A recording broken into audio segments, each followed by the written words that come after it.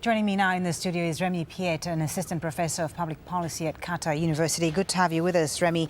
So things are moving quite quickly in the last few hours. Raids in several cities, areas, in Bobigny notably in the north of Paris, but also massive French airstrikes in Syria. Is this an effective way, in your opinion, of ensuring France's security? Well, in the case of the airstrikes on Raqqa and other cities, I mean, this is obviously a way to show that the French authorities are not staying, without any actions or any reaction.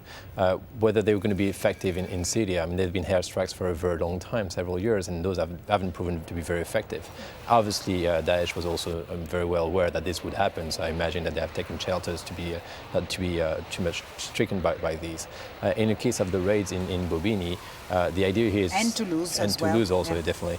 The idea here is to try to gather as many information as possible, try to dismantle future cells.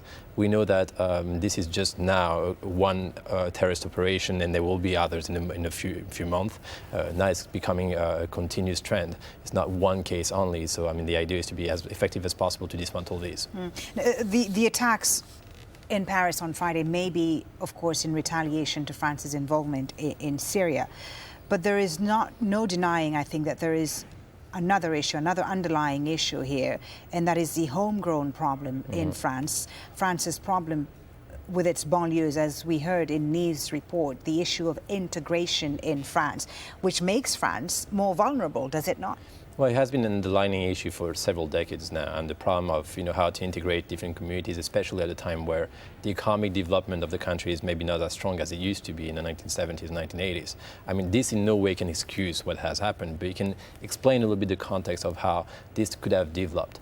We've seen riots in the banlieues, so in the suburbs of Paris in 2005. So that's 10 years ago. There actually was issues of commemorating there's several studies showing that not a lot of things has evolved since then.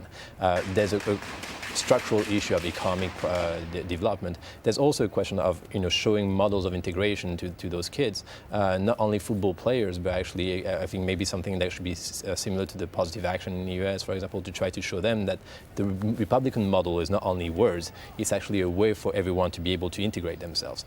Let's not go too far. I mean, education is free, healthcare is free. There's several issues that allows people to integrate more easily than in other countries. Right. But it has to be further.